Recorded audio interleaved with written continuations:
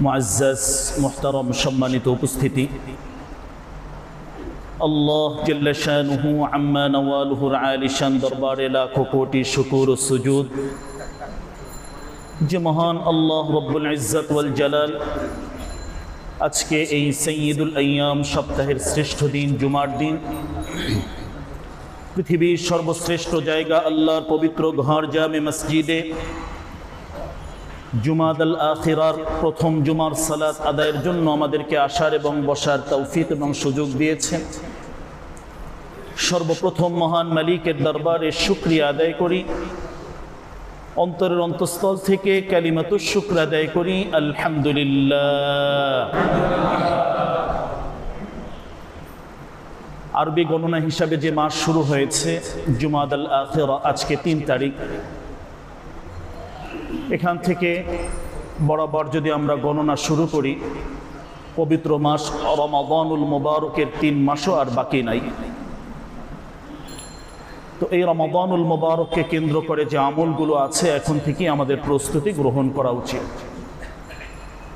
সাথে সাথে বছরের শেষ মাস ডিসেম্বর মাসে আমরা উপস্থিত আছি। এ মাসেরও আজকের প্রথম জুমার সালাত আদায়ের জন্য আমরা এসেছি। আজকে জুমা পূর্ব এই সংক্ষিপ্ত আলোচনায় ডিসেম্বর মাসকে সামনে রেখে আমাদের বিভিন্ন আয়োজন, বিভিন্ন প্রোগ্রাম অনেক সময় হয়।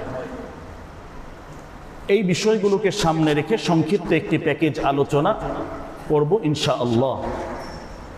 আজকে কয়েকটি পয়েন্টে আমাদের সামনে কথা আছে। প্রথম যে বিষয়, বছরের শেষ মাসে আমরা উপস্থিত আছি। এ মাস শেষ, বছরটিও শেষ হয়ে যাবে। এখান থেকে সংক্ষিপ্ত একটা শিক্ষা আমাদের সারা জীবনের জন্য নিজেদের সামনে রাখা উচিত, এটাকে ধারণ করা উচিত। যেভাবে একটি বছর শেষ হয়ে যাচ্ছে, ঠিক আমার হায়াত থেকে একটি বছর এখান থেকে চলে যাচ্ছে, ক্যালেন্ডারের পৃষ্ঠা উল্টিয়ে যাবে, আমি মৃত্যুর দিকে অগ্রসর হচ্ছি। একটা সময় আমার জীবনটাও এভাবে শেষ হয়ে যাবে। ওই শেষ হওয়ার আগেই আমাদের সার্বিক প্রস্তুতি গ্রহণ করা দরকার। আল্লাহ সুবহানাহু ওয়া তাআলা যে উদ্দেশ্যে আমাদেরকে পাঠিয়েছেন, আমাদের প্রিয় নবী জনাবে মুহাম্মদুর রাসূলুল্লাহ সাল্লাল্লাহু আলাইহি ওয়াসাল্লাম যে দিক নির্দেশনাগুলো দিয়েছেন, এগুলোকে সামনে রেখে আমাদের জীবনটাকে সুন্দরভাবে সাজানো উচিত। সে প্রস্তুতি এবং রমজানের প্রস্তুতি, এই বিষয়গুলো এটা অবহেলার কোনো বিষয় নয়, অলসতার কোনো বিষয় নয়। এটাই হলো আমাদের জীবনের জন্য প্রধানতম মূল একটি প্রস্তুতি। এটাই আমাদের পাছেও, এটাই আমাদের সাথে থাকবে, সঙ্গী হবে। তো এই জায়গায় যাতে আমরা শক্তিশালী ইবাদত করতে পারি, গ্রহণযোগ্য আমল করতে পারি, এজন্য আমাদের আমলের দিকে নজর দেওয়া, আমাদের ইবাদতগুলোর দিকে পরিপূর্ণভাবে নজর দেওয়া উচিত। সম্মানিত উপস্থিতি, ডিসেম্বর মাস যখন আসে, বেশ কিছু বিষয় আমাদের সামনে চলে আসে। এক তো হলো আমাদের কলিজার টুকরো সন্তানগুলো যারা আছে, প্রাতিষ্ঠানিকভাবে এদের পরীক্ষা শেষ হওয়ার কারণে স্কুল, কলেজ, ইউনিভার্সিটি এই সময়টা একটু ফ্রি থাকে।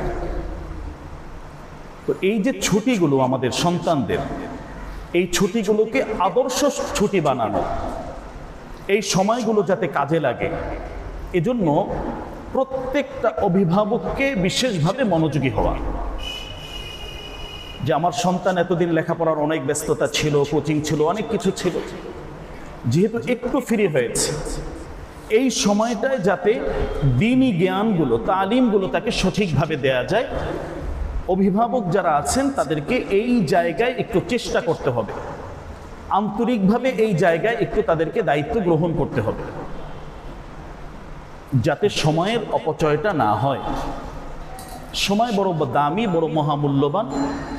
এই সময়গুলো যাতে সঠিকভাবে আমার সন্তান কাজে লাগাতে পারে, আমলের একটা পরিবেশ যাতে তৈরি হয়, এই সময়গুলোর মাঝে যাতে তার ধর্মীয় বিষয়গুলো সুন্দরভাবে অনুশীলন করার সুযোগ সে গ্রহণ করতে পারে। তার সালাতের দিকে যত্নবান হওয়া, বিশেষ করে তার তালিমের দিকে, কোরআন তেলাওয়াতের দিকে একজন আদর্শ অভিভাবক যিনি আছেন তিনি এই বিষয়গুলোকে একটু বিশেষভাবে গুরুত্ব দেবেন। যে এতদিন হয়তো ওইভাবে বিশেষ সুযোগ করার সময় হয় নাই বা ওই সুযোগটা পাওয়া যায় নাই, তো এখন যেহেতু একটা দীর্ঘ ছুটি তাদের সামনে আছে, একটা অবসর আছে, এই অবসরটাকে কাজে লাগানো। কারণ হাদিসের ভেতরে আসছে নি'মাতান, দুটি এমন বিশেষ নিয়ামত আছে, কাসীরুম মিনান নাস মাগবুনুন বিহিমা, অধিকাংশ মানুষ এই দুইটা বিষয়ে বড় অলসতায় তারা থাকে। একটা সময় যখন হাতছাড়া হয়ে যায় তখন তারা এই বিষয়ের উপর আফসোস করে।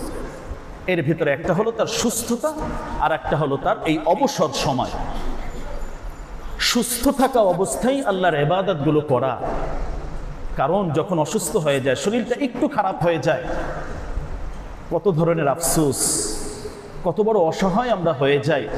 সামান্য একটু মাথা ব্যথা, একটু জ্বর, একটা মশার সামনে কতটা অসহায় আমরা। আমরা তো অনেক দুর্বল, বাস্তবে আমরা বলি বা দেখাই অনেক শক্তিশালী। একটা ছোট্ট মশার কামড় আমরা সহ্য করতে পারি না, এখান থেকে ডেঙ্গু হয়ে যায়, ডেঙ্গু থেকে হাসপাতাল, অনেক মানুষ মৃত্যু হয়ে যায়, কত বড় ভয়াবহ অবস্থার দিকে চলে যায়। তো আমাদের এই যে ছোট্ট দুর্বলতাটা একটা সময় অসুস্থ হলে বেশি করে এটা প্রকাশ পায়।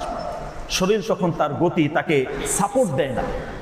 এজন্য নবী বলছেন, তুমি এখন সুস্থ আছো, সুস্থ থাকা অবস্থায় সুস্থতার কদর করো, ইবাদতের মাঝে সময়টা কাটাও। আর একটা হলো তোমার সামনে এখন সময় আছে, ইচ্ছা করলে সময়টা তুমি ইবাদতের মাঝে কাটাতে পারো। কিন্তু এটা না করে আজে বাজে গল্প করলাম, গীবত শিকায়েতে লেগে গেলা, যেটা এখন বর্তমানে সবচেয়ে বেশি আমাদের হচ্ছে। আমাদের সময় কাটানোর যে অবস্থা, সব যতটুকু করি তার থেকে বহু গুণ গুনাহ নিয়ে আমরা ঘরে যাই, তার থেকে বহু গুণ অপরাধ নিয়ে, গুনাহ নিয়ে, নিজের না মানুষের গুনাহ নিজে বহন করে তারপরে আমরা দিন শেষে ঘরে যাচ্ছি। প্রিয় ভাই, নিজের উপর জুলুম না করি, অত্যাচার না করি, অন্যায়ভাবে বিভিন্ন মানুষের সমালোচনা, বিভিন্ন ধরনের গীবত শিকায়েত, এই যে একটা বিশাল প্রজেক্ট, শয়তান আমাদেরকে এই জায়গায় ধোকায় ফেলে দিচ্ছে, এটার মাধ্যমে আমরা ক্ষতিগ্রস্ত হচ্ছি। তো প্রিয় ভাই, এই জায়গায় একটু সংশোধন, সংস্কার আহ্বান করব যে আমাদের সময়গুলো যাতে কাজে লাগে। এই যে ফ্রি একটা সময় আমাদের সামনে আছে, আমাদের সন্তানদের সামনে আছে, এই সময়গুলো যাতে আদর্শ সময় হয়, এই সময়গুলো আল্লাহর সামনে যাতে গ্রহণযোগ্য সময় হয়, এই সময় নিয়ে যাতে গর্ব করতে পারি যে না, এই সময়টা আমার কাজে লেগেছে। তাহলে আমাদের প্রিয় সন্তানদের এই যে স্কুল কলেজের একটা ছুটি বা একটা একটু সময় আমাদের সামনে আছে, এই সময়টা যাতে আমরা সুন্দরভাবে কাটাতে পারি, আদর্শ সময় এটা আমাদের কাটানো হয়, বিশেষ করে আল্লাহর ইবাদতের মাঝে সুন্দরভাবে এটা যাতে আমরা পরিপূর্ণভাবে আল্লাহর সন্তুষ্ট অর্জনের জন্য আমাদের ব্যয় হয়। এজন্য আমাদের সবাইকে এই ব্যাপারে আন্তরিকভাবে খেয়াল রাখতে হবে। নামাজের দিকে, কোরআন তেলাওয়াতের দিকে সময় আছে, ইসলামিক বিভিন্ন বইপত্র, তাফসীর, হাদিস, এগুলো আমাদের সন্তানদের সামনে দেই, এগুলোকে একটু পড়ায় অভ্যস্ত তাদেরকে করি। মোবাইলের পিছনে যে বিশাল এক সময় চলে যাচ্ছে, এখান থেকে কিছু সময় সেভ করার চেষ্টা করি। এটা হয়তো একটা সময় আমাদের জন্য অভিশাপের কারণ হয়ে যাবে, নিজে আফসোস করব যে এত সময়ের পিছনে কেন ব্যয় করলাম, কি ফায়দা আমার এখানে হয়েছে, একটা সময় আফসোস করতে হবে। তো এই আফসোসের আগে এই মোবাইল সংশ্লিষ্ট যে বিশাল একটা সময় আমাদের ব্যয় হচ্ছে, অন্যান্যভাবে সময় যাচ্ছে না গেমস খেলছে, সময় যাচ্ছে না বিভিন্ন ধরনের আড্ডা, গল্প, এগুলোর মাঝে আমাদের সময়গুলো কাটাচ্ছি। এই সময়টা আমরা বিকল্পভাবে যাতে সঠিকভাবে কাজে লাগে, এটা আমরা একটু চিন্তা করি যে কিভাবে কাজে লাগাতে পারি। বিভিন্ন ইসলামিক বইপত্র যেগুলো আছে এগুলো আমরা পড়ি, অধ্যয়ন করি, গবেষণা করি। আল্লাহ তাআলা তো বলছেন, আফালা ইয়াতাদাব্বারুনাল কুরআন, এই কোরআন নিয়ে তারা কি গবেষণা করবে না? তো এই বিষয়ে লেখাপড়া করার একটা সুবর্ণ সুযোগ এসেছে, আমাদের সন্তানদের হাতে সময় আছে, আমরাও একটু সময় ফারেক করে সন্তানদেরকে সময় দেই এবং এই সময়টা সঠিকভাবে তারা যাতে কাজে লাগাতে পারে এজন্য আমরা চেষ্টা করি। এটা গুরুত্বপূর্ণ একটা বিষয়, যেহেতু ডিসেম্বর মাসে এই বিশেষ একটা সময় আমাদের নিজেদের সামনে, আমাদের সন্তানদের সামনে থাকে, সময়টা যাতে সুন্দরভাবে আদর্শ সময়, আদর্শ ছুটি হিসাবে আমরা কাটাতে পারি, এজন্য আমরা চিন্তা করব। দ্বিতীয় আরেকটি গুরুত্বপূর্ণ বিষয়, এই সময়ের ভেতরে আমাদের সাথে যেটা ঘটে বা আমরা যেটা করি, যেহেতু একটু ছুটিকালীন একটা সময় এটা চলে সারা বিশ্বের ভেতরে, তো এই সময়ের ভেতরে অনেক অভিভাবক, অনেক ভাই, অনেক বোন আমরা বিভিন্নভাবে সফর করি, ভ্রমণ করি, ঘোরাঘুরি করি, বিভিন্ন জায়গায় বেড়াতে যাই। তো এই যে একটা বিষয় সফর ভ্রমণ, কোরআন এবং সুন্নাহর আলোকে এটা অত্যন্ত গুরুত্বপূর্ণ একটা ইবাদতের জায়গা। পর্যটন, পর্যটক, ট্যুরিজম, এই বিষয়ে কোরআন এবং সুন্নাহর মাঝে অত্যন্ত গুরুত্বপূর্ণ, তাৎপর্যপূর্ণ অনেক আলোচনা এসেছে। এই বিষয়ের আলোচনা করতে দীর্ঘ ভিন্ন একটা আলোচনার প্রয়োজন।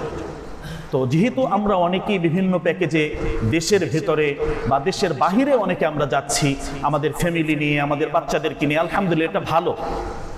এ ব্যাপারে কোরআনুল কারীম যে বিষয়টি আমাদেরকে বলছে, সিরু ফিল আরদ, তোমরা জমিন ভ্রমণ করে করে দেখো আল্লাহর কত নিয়ামত, আল্লাহর কত কুদরত।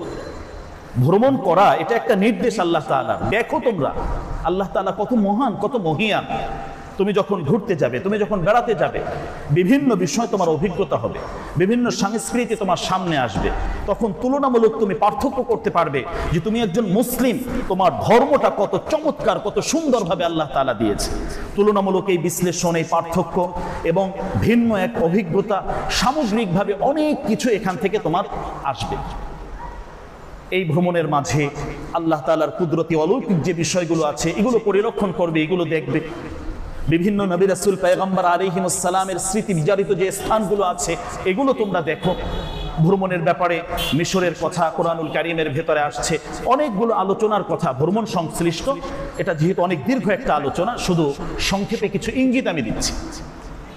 তো আল্লাহ তাআলা সরাসরি নির্দেশ দিচ্ছেন, এক জায়গায় শুধু বসে থাকবে না, তুমি দেখবে, ঘুরবে এবং দেখো বিভিন্নভাবে।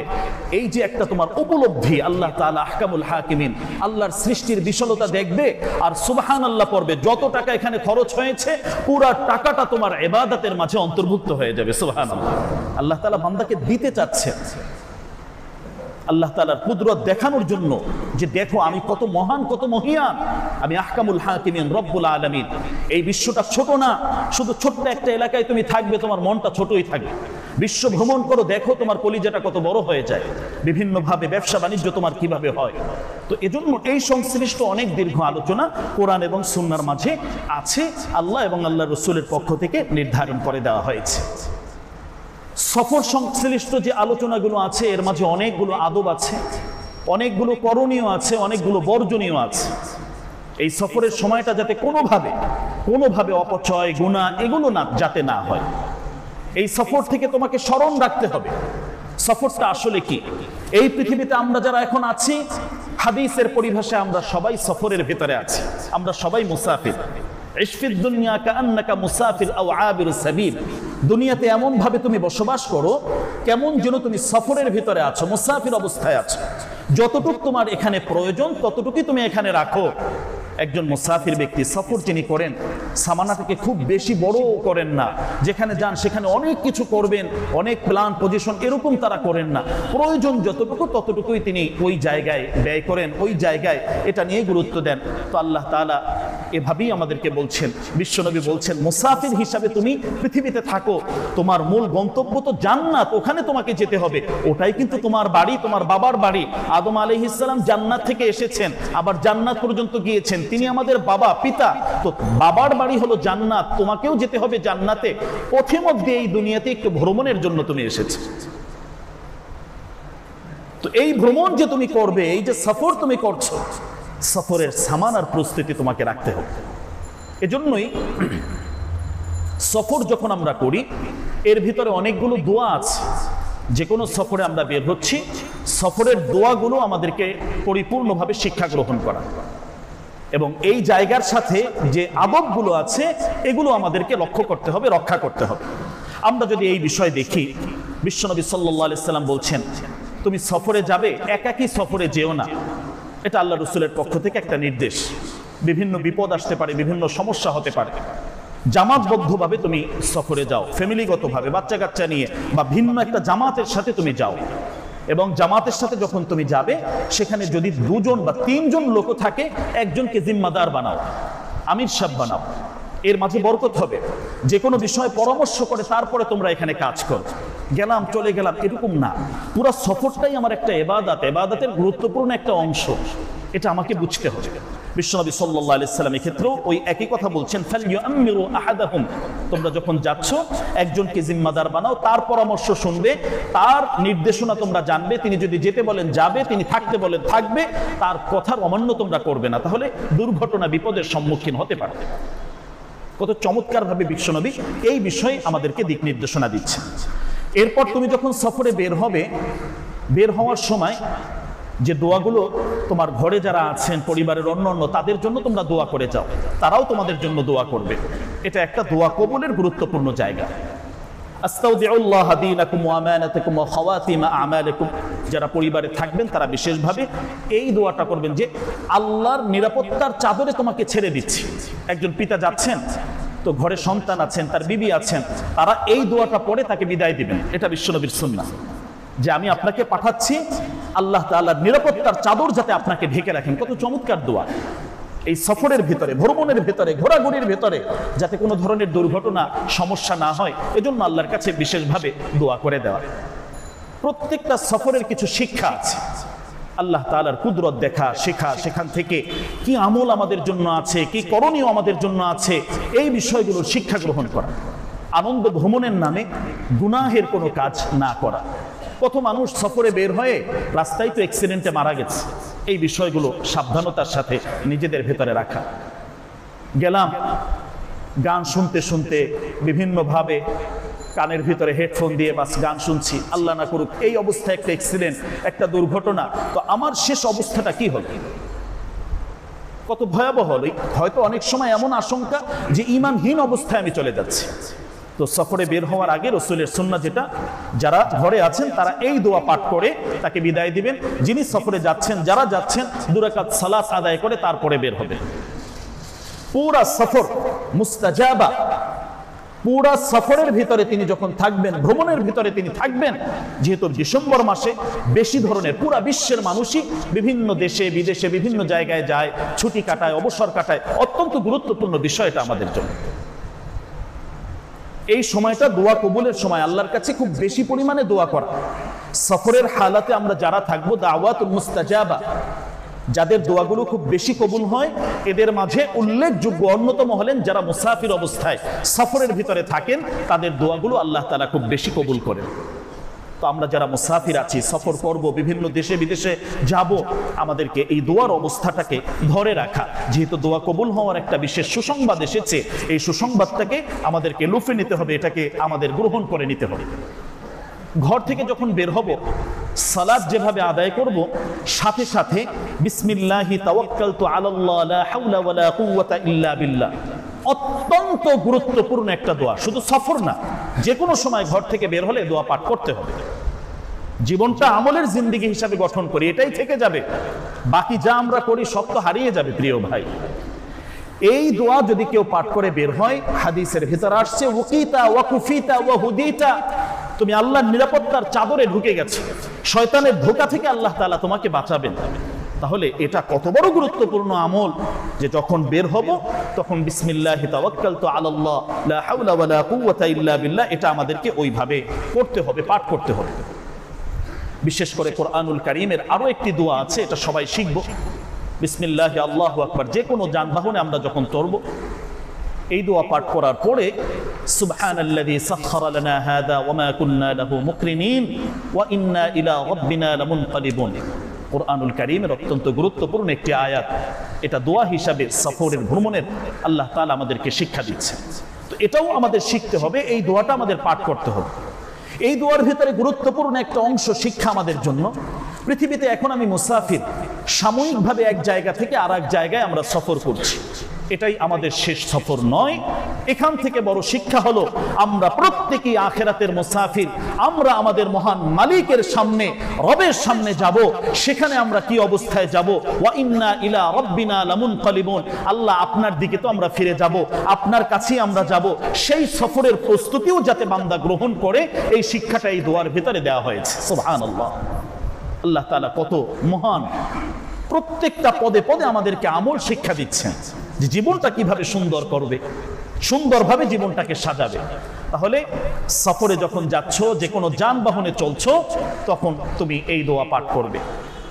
নৌযান কোনো কিছু হলো, তো নদীতে চলে, সমুদ্রে চলে, এরকম বাহনে যখন চলবে, বিসমিল্লাহি মাজরিহা ওয়া মুরসাহা ইন্না রাব্বি লাগফুরুর রাহিম, এভাবে তুমি পাঠ করো। তাহলে এগুলো কোরআনিক দোয়া। প্রত্যেকটা দোয়া আমাদের জন্য মাকবুল দোয়া। যদি আমরা করি, এর যে ফজিলতগুলো আছে এগুলো আমরা গ্রহণ করতে পারবো।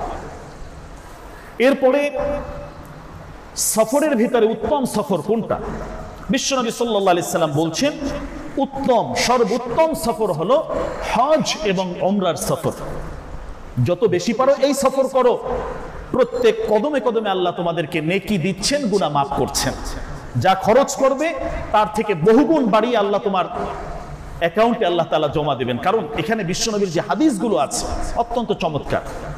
একবার উমরা করলে, যদি সত্যিকার অর্থে উমরাটা ধরে রাখো, লোক দেখানোর জন্য নয়, সুনামের সুখ্যাতির জন্য নয়, আল্লাহর জন্য তুমি উমরা করলে, পরবর্তী উমরা পর্যন্ত তোমার যত সাগীরা গুনাহ আছে, সমস্ত সাগীরা গুনাহগুলো আল্লাহ তাআলা মাফ করে দেবেন। সুবহানাল্লাহ।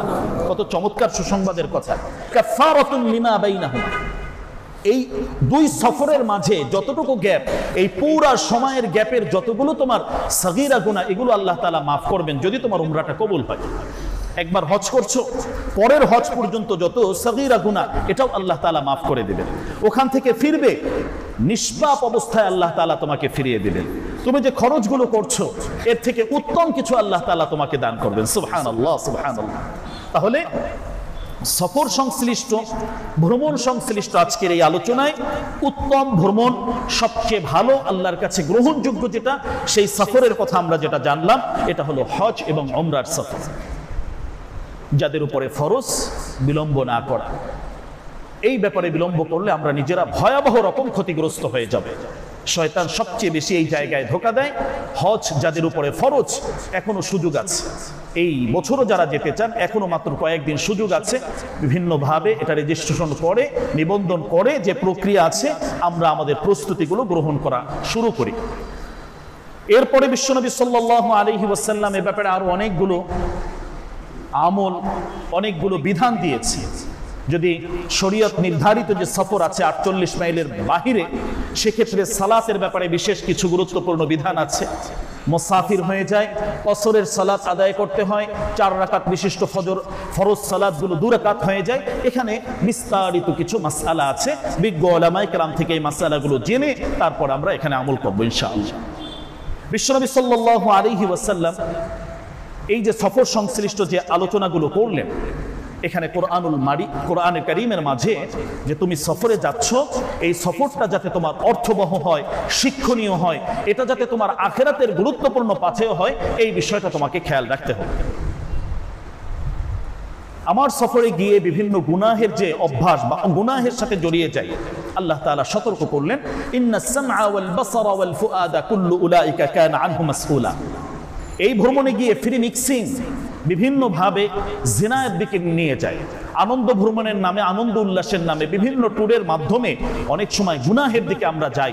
এগুলো একটা সময় জিনা বা এর চেয়েও ভয়াবহ যে অপরাধগুলো আছে, এগুলোর দিকে নিয়ে যায়।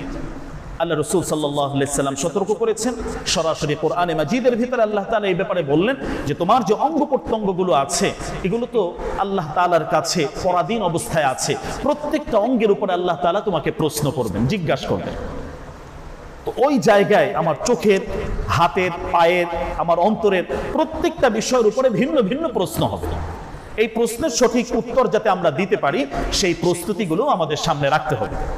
তাহলে সফর সংশ্লিষ্ট, যেহেতু এই ডিসেম্বর মাসকে কেন্দ্র করে অনেক সময় অনেক ভ্রমণ আমাদের হয়, এই সংক্ষিপ্ত মৌলিক কথাগুলো আমরা আমাদের সামনে রাখবো ইনশাআল্লাহ।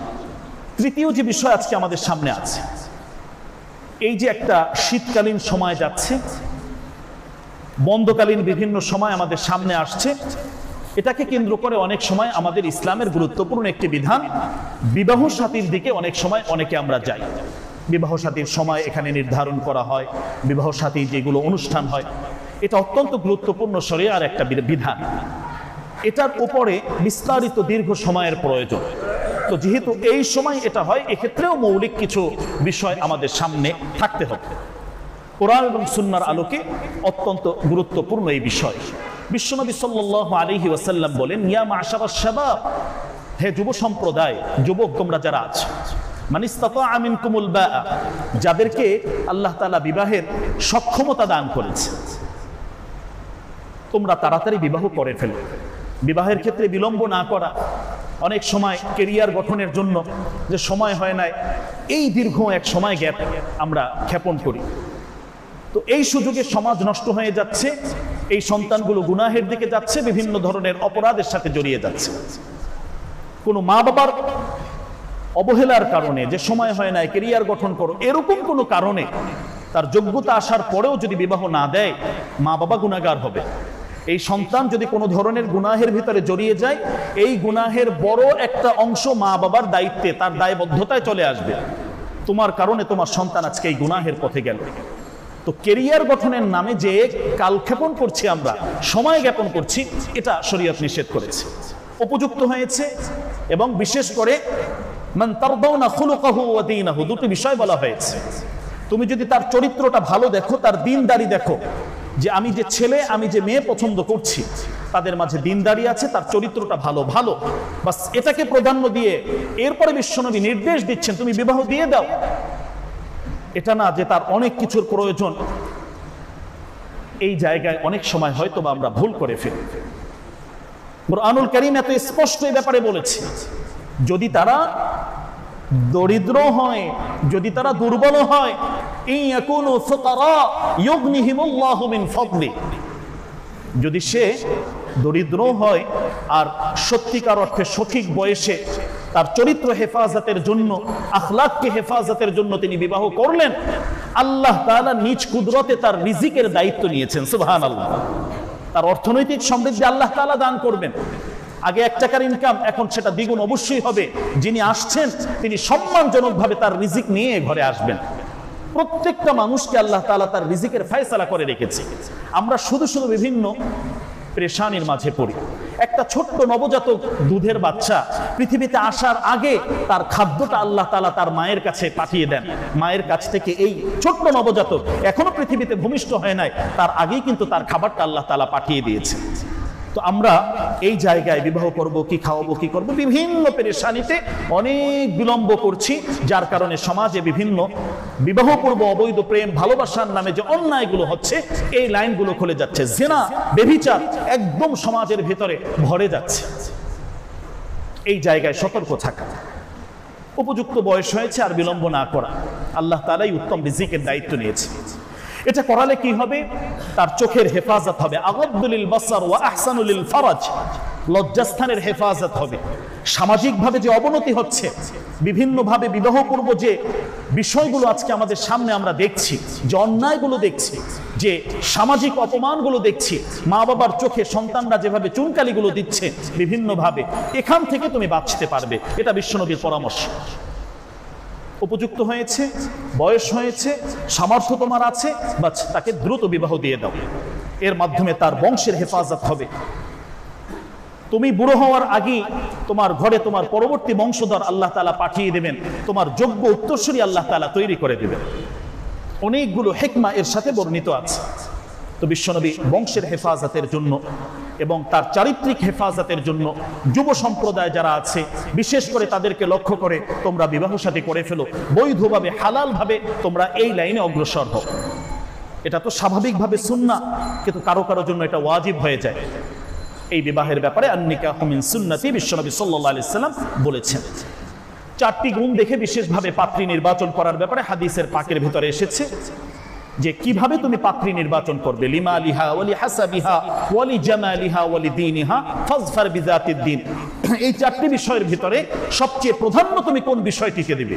আমরা যারা অভিভাবক আছি, সন্তানকে বিবাহ দিব, নাতিপুতি আছে, তাদের জন্য পাত্রপাত্রী দেখছি, এই বিষয়টা আমরা খেয়াল করি। আমার প্রিয় হাবিব সাল্লাল্লাহু আলাইহি সাল্লাম বলছেন, ফাজফার বিযাতিদ দ্বীন, তুমি দ্বীনের বিষয়কে সবার আগে গুরুত্ব দাও, প্রাধান্য দাও, তারিবাত ইয়াদাক, তুমি সফলতা অর্জন করতে পারবে। যদি শুধু সম্পদ, বাড়ি কয়টা, গাড়ি কয়টা, কত বড় চাকরি, শেষ পর্যন্ত বিবাহ টিকতে নাও পারে, বিভিন্ন ঝামেলা হয়েও যেতে পারে। তো এটা একটা গুরুত্বপূর্ণ বিষয় যে পাত্রী নির্বাচনটা কিভাবে তুমি করবে। শরীয়ত এ ব্যাপারে বিস্তারিত পরামর্শ আমাদেরকে দিচ্ছে। নতুন আত্মীয় স্বজন হবে, তাদের আপ্যায়ন করা, তাদের হক রক্ষা করা, অধিকার রক্ষা করা, এটা একটা এই সংশ্লিষ্ট গুরুত্বপূর্ণ বিষয়। এই বিষয়ে আমাদের আন্তরিকভাবে খেয়াল রাখা। এই বিবাহ সাথী সংশ্লিষ্ট এক্ষেত্রে শরীয়তের গুরুত্বপূর্ণ আরেকটি বিষয় হলো কুফু। শরীয়তে যেটা বলেছে, এটাকে সমতা রক্ষা করা। আমি যে লেভেলে আছি, আমার লেভেলে পাত্রপাত্রী খোঁজা। এমনটা না যে খুব উঁচা, একেবারে অনেক উপরে আমি তাকিয়ে আছি, ওখান থেকে ধরে আনবো।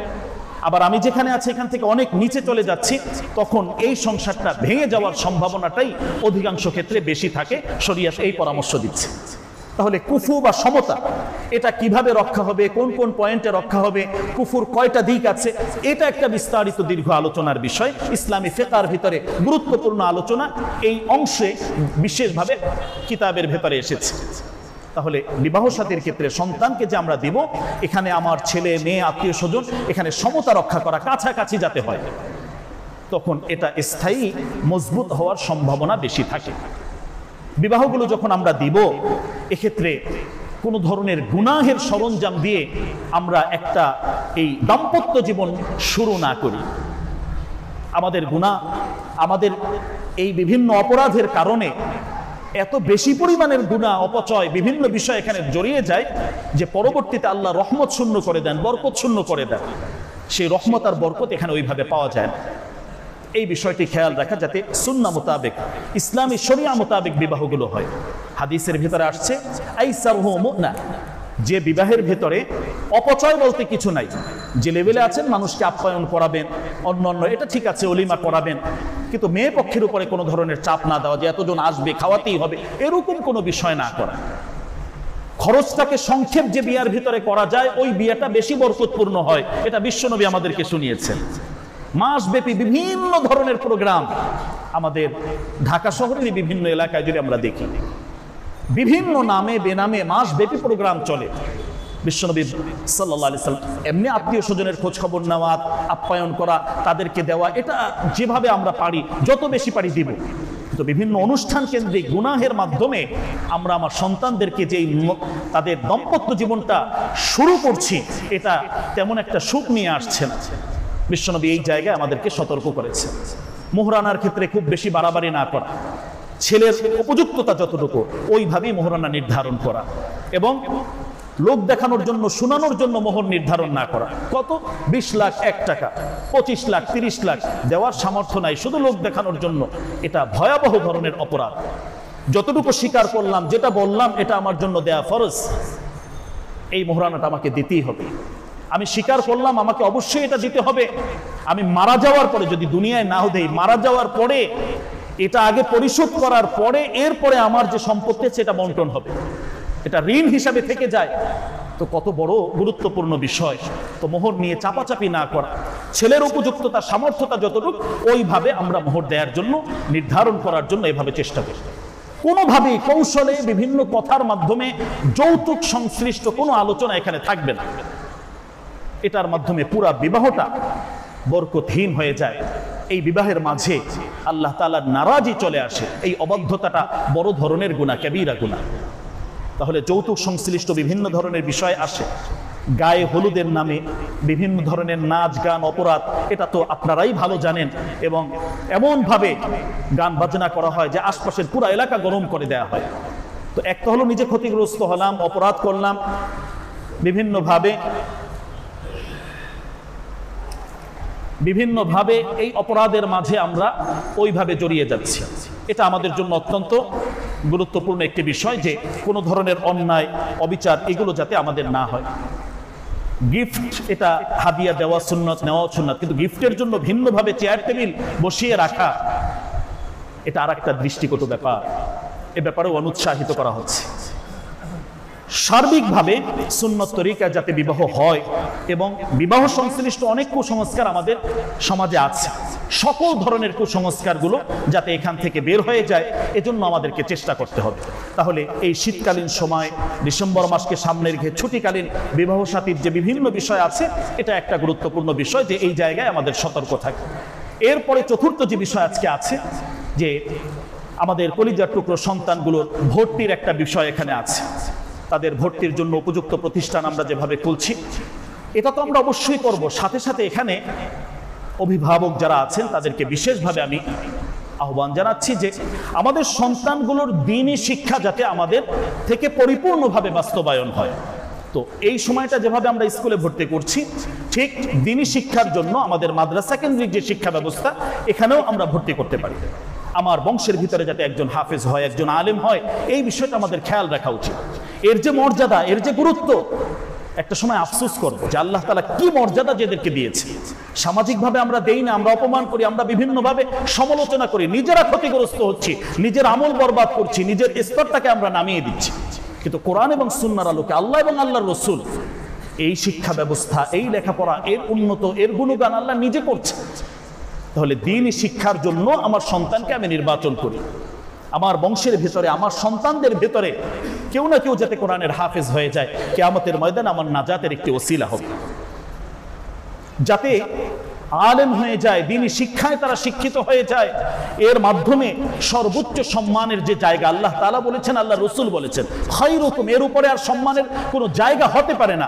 আল্লাহ যাদের কল্যাণ চায় তাদের জন্যই আল্লাহ তাআলা এই লাইনটাকে নির্বাচন করেন। তো ওই নির্বাচিত যে ব্যক্তি এরকম জায়গায় যাতে আমার বংশের কেউ ওই জায়গায় চলে আসে, তারা যাতে দ্বীনি শিক্ষার জ্ঞানটা পায়, এজন্য আমাদেরকে চেষ্টা করা।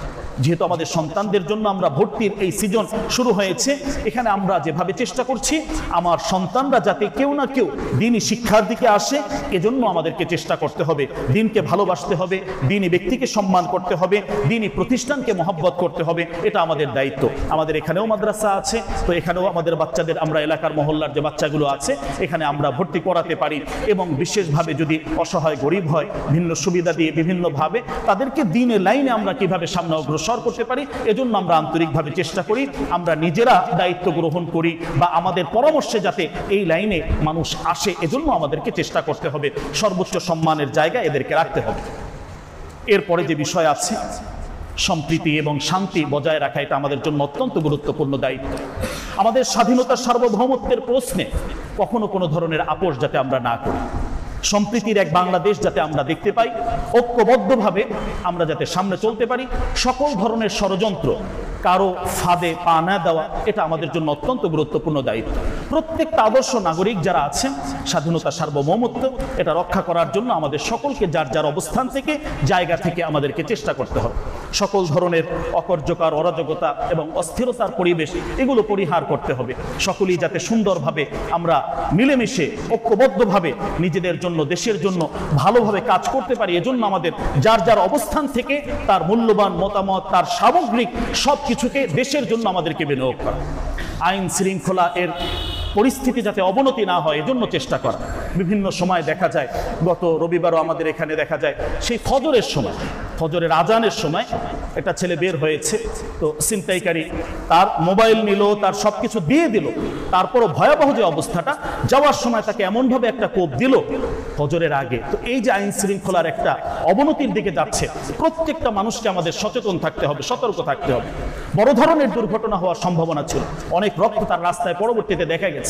তো এই যে একটা বিষয়, আমি এখানে আহ্বান জানাবো আমাদের যারা বাড়িওয়ালারা আছেন আশপাশে, প্রত্যেকটা ঘরে সিসি ক্যামেরা রাখুন, নিরাপত্তাটাকে জোরদার করুন। সকল ধরনের ছিনতাই, চুরি, ডাকাতি এই জাতীয় যে বিষয়গুলো আছে, এরা তো দেশের শত্রু, মানবতার শত্রু, এদেরকে আইনের হাতে দিয়ে দেন। কারা করছে, বাহিরের কেউ না, বা যারাই করছে এদেরকে আইনের প্রতি শ্রদ্ধাশীল হয়ে এই জায়গায় আমাদের প্রত্যেকে যার যার অবস্থান থেকে আমাদেরকে সতর্ক এবং সচেতন থাকতে হবে। সমাজের এই জাতীয় যে দুর্ঘটনাগুলো আছে এ ব্যাপারে আমাদেরকে সোচ্চার থাকতে হবে, এই ব্যাপারে আমাদেরকে সতর্ক থাকতে হবে। আমরা কারো কাছে যাতে মাথা নত না করি, আবার সীমা লঙ্ঘনও যেন আমাদের না হয়।